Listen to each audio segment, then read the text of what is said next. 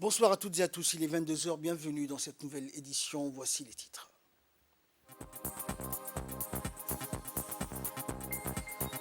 Atelier de restitution des engagements portant sur la dynamique de l'emploi des jeunes a été organisé par le ministère de la Jeunesse en collaboration avec le ministère du Travail et celui de l'Éducation nationale.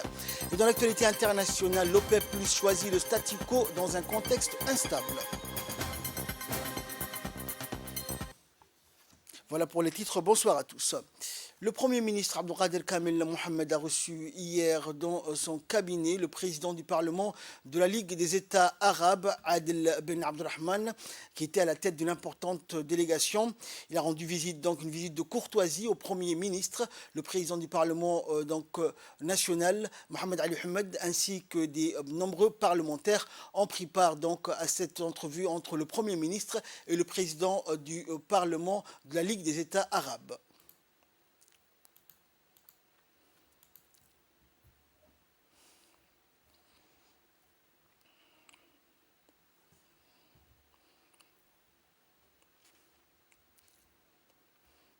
Et cette même délégation a été reçue par la suite par le président de l'Assemblée nationale, Mohamed Ali Ahmed, et le président du Parlement de la Ligue des États arabes, Adel Ben Abdelrahman, a visité donc l'Assemblée nationale djiboutienne. Cette première visite du président de l'Assemblée de la Ligue arabe depuis sa réélection à la tête de cette organisation. Au cours de cette entrevue, le président de l'Assemblée nationale, Mohamed Ali Ahmed, a souhaité la bienvenue à son hôte et donc il a été abordé le renforcement des voies et moyens donc des relations entre les deux institutions. On pris part à cette rencontre plusieurs parlementaires et donc c'est terminé par une photo de famille et la visite de l'Assemblée nationale.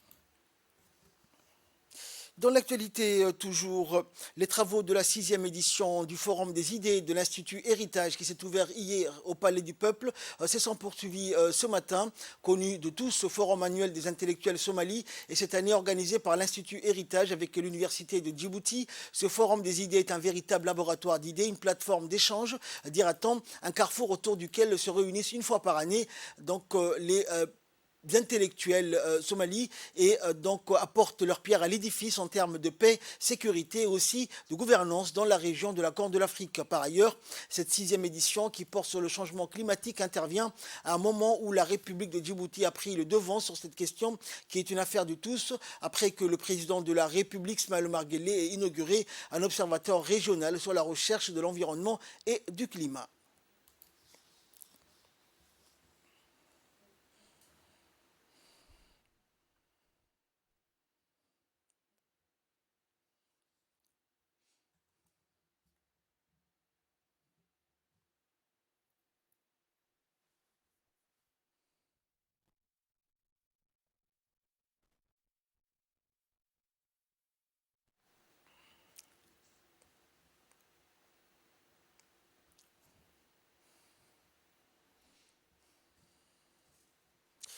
Dans l'actualité également, sous le patronage du ministre de l'Intérieur, Saïd Nour Hassan, a eu lieu hier au Djibouti Palace Kempinski le lancement de la mise en œuvre du plan d'action de la stratégie nationale pour la migration. Cette dernière, lancée depuis septembre 2021, a pour objectif principal la mise en avant d'une approche de la migration basée sur les droits humains en conformité avec les instruments internationaux clés sur les droits des migrants. Elle sera donc déployée à travers ce plan d'action qui comprend 3 axes: le cadre stratégique de la gestion de la migration, protection et santé et la migration et développement. L'élaboration du plan d'action a été coordonnée par le Bureau de coordination nationale pour la migration à travers l'appui d'un expert technique. Des ateliers de travail regroupant toutes les parties prenantes ont été organisés afin d'accorder conjointement sur les priorités thématiques du plan d'action entre mars et avril 2022. 1000 migrants qui traversent le pays chaque année. C'était une des données quand je suis arrivé à Djibouti qui vraiment m'a laissé très surpris. Ce n'est pas trop connu à niveau international. J'étais surpris d'apprendre qu'il y a plus de migrants qui traversent la mer Rouge à travers de Djibouti de ça qui traversent le Méditerranée chaque année, pendant qu'on parle beaucoup plus à niveau international sur la problématique au Méditerranée, on parle très peu de la question de migration à Djibouti. Quand j'ai appris le contexte, je crois que c'est une des questions principales dans ce pays. Si on parle des droits humains, situation de pauvreté, laisser personnes de côté, etc., c'est la question de 140 000 migrants qui traversent Djibouti dans des conditions vraiment très vulnérables chaque année. Et dans son intervention, la chef de mission de l'OIM à Djibouti, Stéphanie Davio, a annoncé l'objectif principal qui met en avant une approche de la migration basée sur les droits humains et qui comprend 3 axes. Nous l'écoutons. Tenant de cela, nous étions réunis dans cette même salle pour lancer officiellement la stratégie nationale pour les migrations, qui est la première stratégie nationale pour les migrations dont se dote le pays. Et nous voici donc un peu plus d'1 an après pour lancer officiellement le plan d'action quinquennal qui couvrira les périodes 2022-2027. Alors, pourquoi on a mis en place cette stratégie? Pourquoi on a mis en place ce plan d'action? Parce que vous le savez tous, Djibouti est un pays de passage, de destination pour de nombreux migrants. Selon les informations de l'OIM, près de 130 000 migrants, en grande majorité éthiopiens, ont transité par Djibouti en 2021. Et il était important pour nous d'accompagner le gouvernement, d'accompagner les partenaires, afin d'avoir une feuille de route pour mieux gérer ces migrations, pour mieux les réguler, mais également pour essayer de mettre en valeur le potentiel que représentent ces migrations. Et ce sont les 2 objectifs fondamentaux de cette stratégie et de ce plan d'action.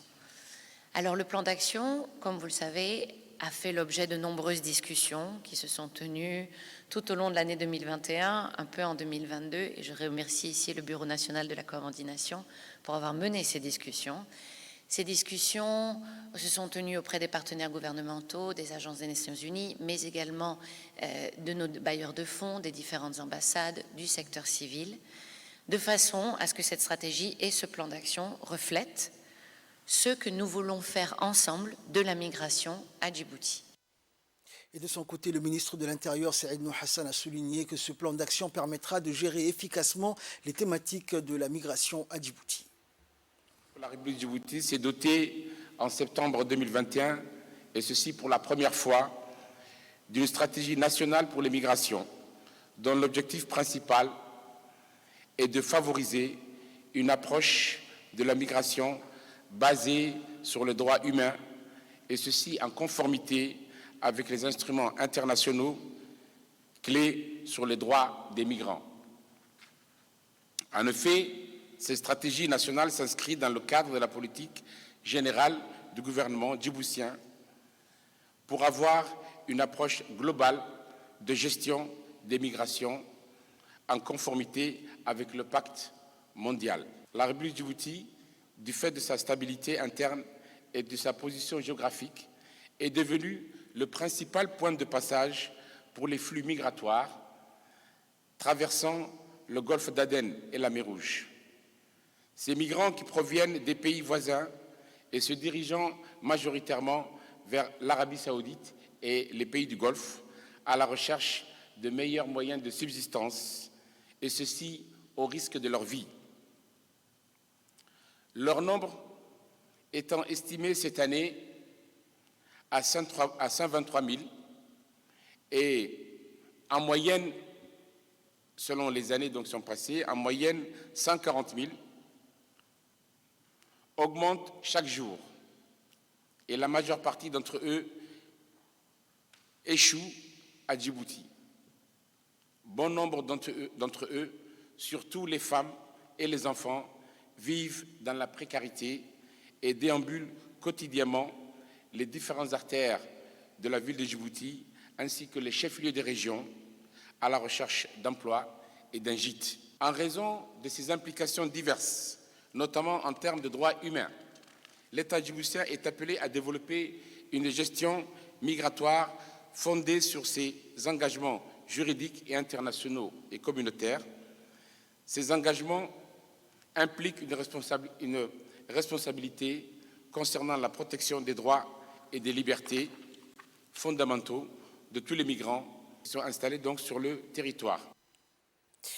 Le ministre de la Santé, Dr Ahmed Roblé, a présidé la cérémonie officielle de lancement de la campagne de vaccination contre la polio à la polyclinique Mohamed Makki à Nguela, en présence de nombreux représentants d'organisations onusiennes. Cette cérémonie de lancement a également réuni plusieurs personnalités publiques, dont plusieurs parlementaires, ciblant tous les enfants âgés de 0 à 5 ans. Cette quatrième phase d'immunisation se déroulera sur toute l'étendue du territoire national.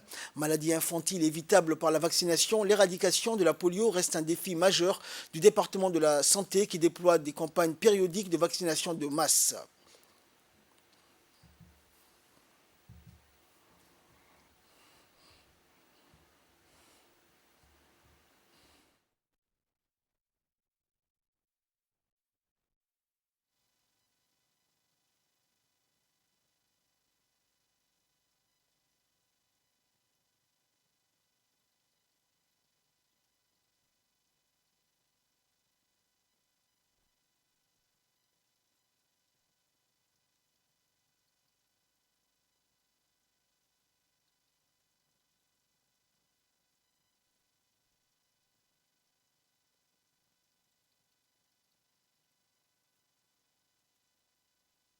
L'OMS, appuyée par les partenaires de l'Initiative mondiale pour l'éradication de la poliomyélite, est présente entre autres dans la surveillance du poliovirus et la planification de cette campagne pour appuyer les efforts du ministère de la Santé.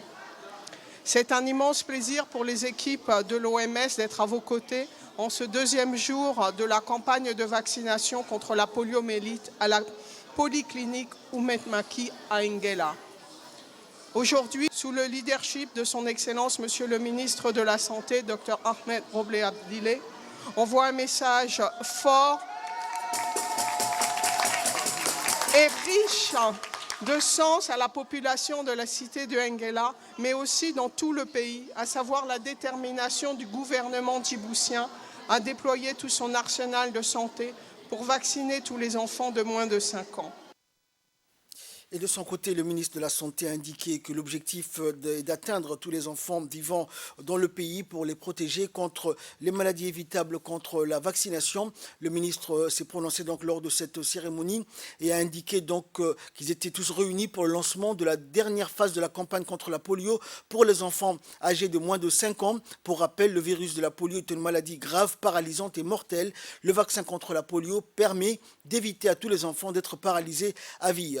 Ce vaccin, a poursuivi le ministre, est très important et il a exhorté donc tous les parents à faire vacciner leurs enfants. Le ministre a clos ses propos en informant que la polio était une maladie handicapante et incurable et qu'il était seulement possible de la prévenir grâce à la vaccination, d'où la nécessité que tous les enfants soient vaccinés. Le ministre du Travail chargé de la formalisation et de la protection sociale, Omar Abdi Saïd, a effectué ce matin une visite d'inspection au complexe Al-Rahma à Balbala. Le ministre et sa délégation, qui comprenait des hauts cadres de son département, ont été accueillis par le directeur régional de l'ONG Al-Rahma International à Djibouti, Abdelghani Al-Qourachi, et par le directeur de l'éducation du complexe, ainsi que du chef du projet et plusieurs autres responsables. Le ministre a tenu tout d'abord une courte réunion avec les responsables du complexe, une réunion au cours de laquelle il a reçu des explications sur les services éducatifs, santé et développement fournis par l'ONG Al-Rahma à nos citoyens. Après cela, le ministre du Travail a effectué une visite d'inspection des différentes installations du complexe qui a débuté par une visite des salles de classe de l'ensemble des départements éducatifs du primaire, du collège et du secondaire, y compris l'enseignement industriel qui comprend de nombreux ateliers professionnels tels que les départements de soudure, menuiserie, aluminium, réfrigération et autres. Le ministre du Travail en charge de la protection sociale a reçu au cours de cette tournée des éclaircissements par le directeur régional et de ses proches collaborateurs, ainsi que des membres du corps professoral de différentes étapes. Toujours dans le cadre de cette visite, le ministre du Travail et sa délégation se sont rendus à la boulangerie du complexe avant de conclure leur visite par une visite de l'hôpital Al-Rahma, en particulier du centre de cerveau, cœur et neurochirurgie, où il a pu visiter de près les soins prodigués aux patients. Et dans son intervention, lors de cette visite, le ministre du Travail, Omar Abdi, a salué les efforts déployés par l'ONG Al-Rahma, représenté par son bureau à Djibouti, pour soutenir et suivre le rythme des démarches du gouvernement pour promouvoir l'éducation et l'enseignement technique et professionnel. Il a noté que ce centre a été inauguré en juin 2019 par le président de la République pour compléter le système de santé de l'hôpital Al-Rahma, ce qui confirme la profondeur de la coopération entre cette ONG koweïtienne et le gouvernement djiboutien. Le Palais du Peuple a abrité hier un important atelier de restitution par les ministères sectoriels de la jeunesse et de la culture, de l'éducation nationale et du travail. À l'issue de la cérémonie d'ouverture, un jeune ayant participé au sommet d'Amman a fait un long exposé sur les discussions et les projets en vue de la promotion de l'emploi des jeunes. La ministre de la Jeunesse et de la Culture a d'emblée mis en exergue la transversalité du thème jeunesse et s'est réjoui de la présence des deux ministres avec qui elle va travailler, d'où la mise en place d'un comité ministériel restreint clé pour un partage d'engagement et une mutualisation des efforts tendant à l'élaboration d'un plan d'action commun favorisant l'insertion économique et professionnelle des jeunes. Plusieurs jeunes se sont réjouis de la tenue de cet atelier qui leur donne l'occasion d'échanger avec les ministres et les partenaires onusiens tout en émettant le souhait que cet élan soit prometteur en termes d'insertion socio-professionnelle et économique. Ces jeunes ont soulevé certains obstacles ralentissant leur insertion, bien que plusieurs niches de métiers existent.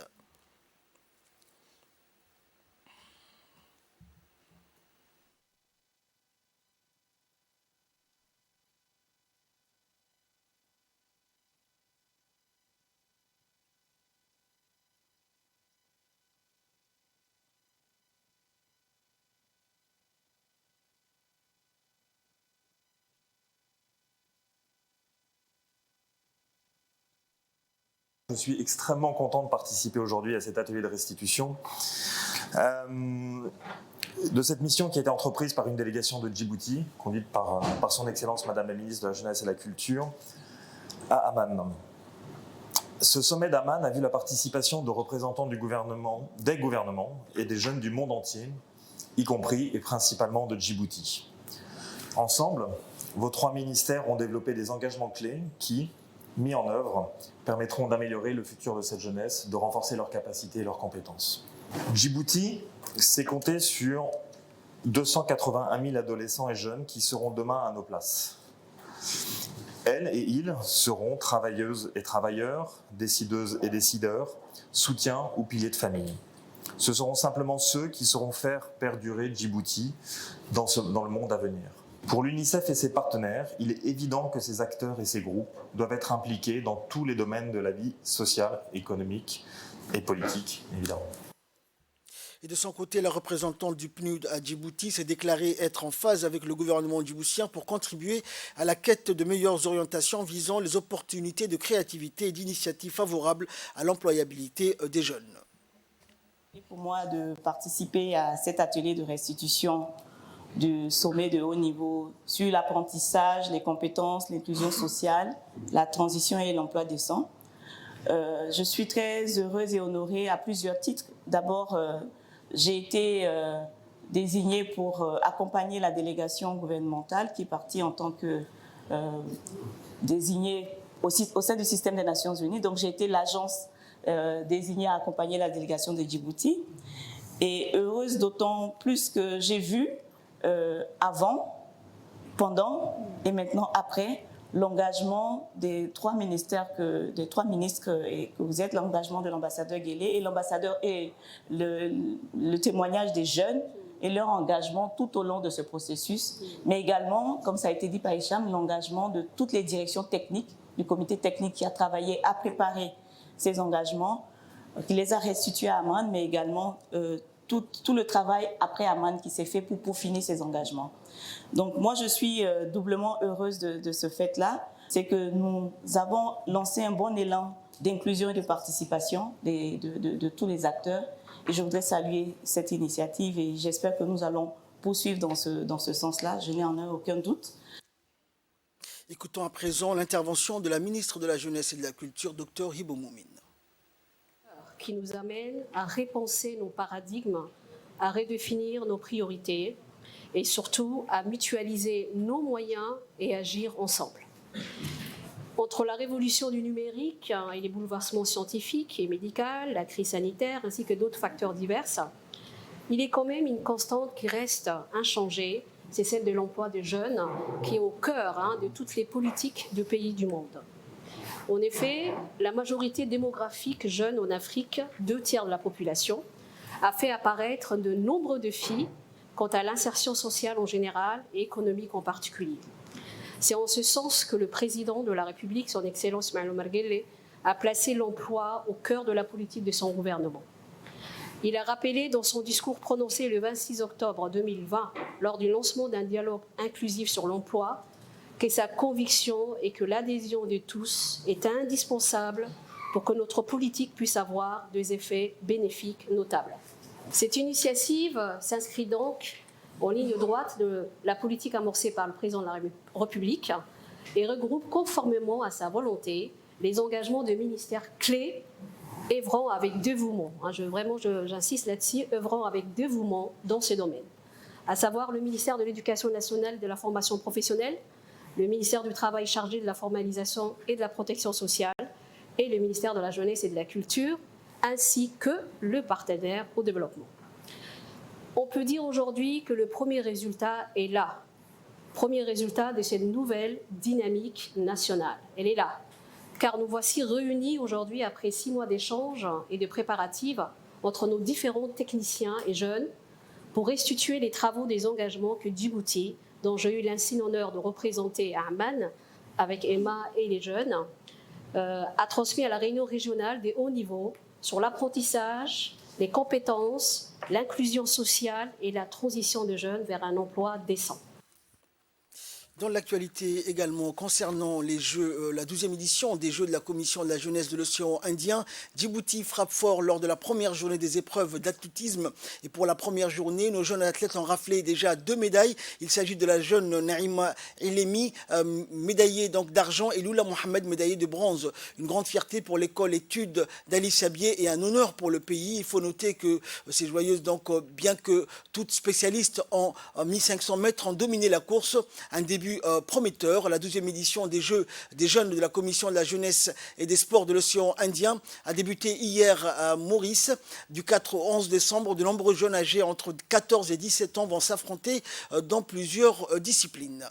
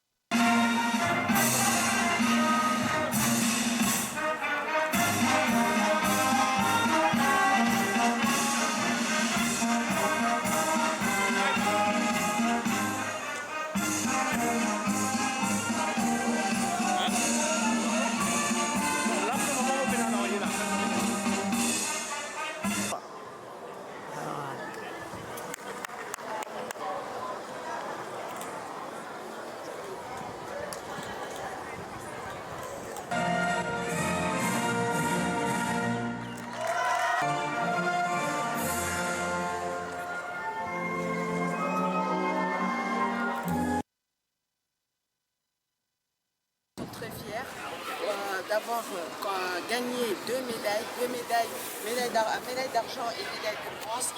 C'est la première fois que des jeunes filles participent à une compétition à l'extérieur de leur pays.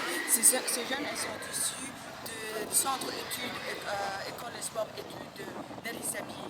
Aujourd'hui, c'est notre fierté de pouvoir ramener les 2 médailles à ce jeu qui est la 12e jeu de la CGCI. La spécialité, c'est 3000 et 5000 mètres. C'est la première fois, elles se sont imposées à 800 mètres et elles ont dit qu'elles allaient gagner et c'est notre fierté.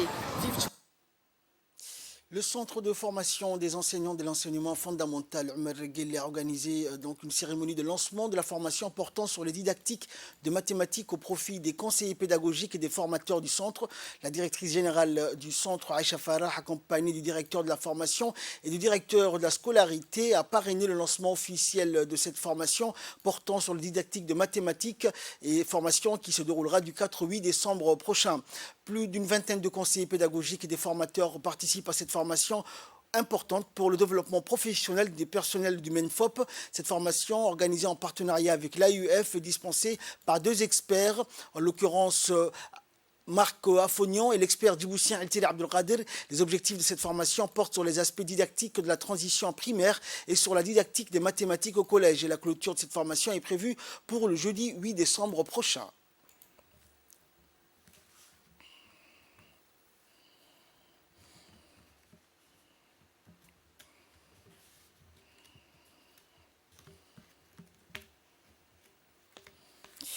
Le colonel Waïs Omar Bourré, commandant de la garde-côte djiboutienne, a accueilli hier l'amiral Ahmed Houré Harié, commandant de la garde-côte somalilandaise, dans le cadre d'une visite de travail. Le colonel Waïs Omar a saisi cette occasion pour présenter à la délégation conduite par l'amiral les missions et les capacités opérationnelles de la garde-côte djiboutienne, ainsi que les infrastructures et les installations de l'institution.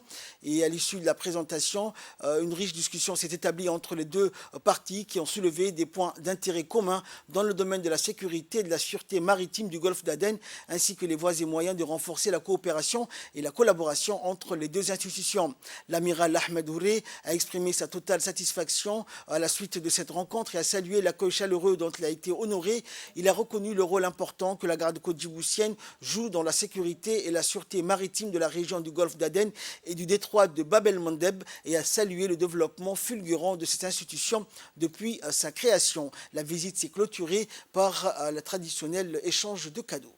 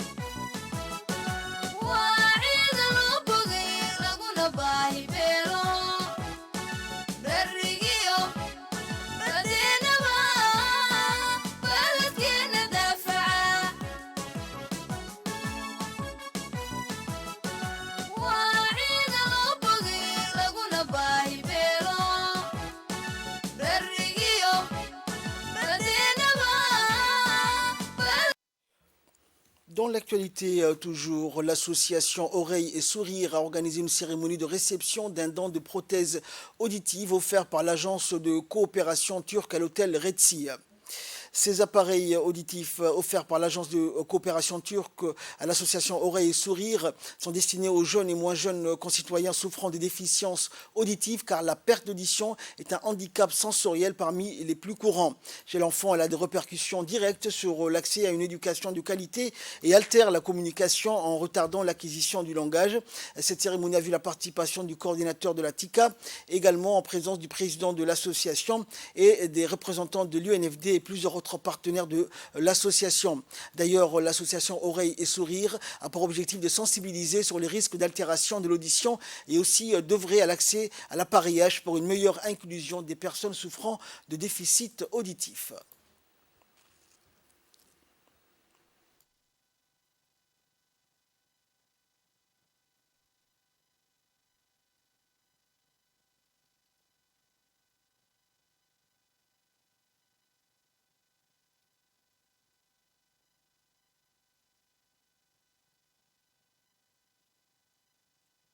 Ces appareils auditifs sont destinés à nos jeunes et moins jeunes concitoyens souffrant de déficiences auditives.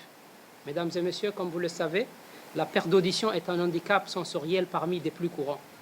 Chez l'enfant, elle a des répercussions directes sur l'accès à une éducation de qualité. car elle altère la communication en retardant l'acquisition du langage en premier lieu. Les enfants souffrant de déficience auditive éprouvent d'énormes difficultés scolaires.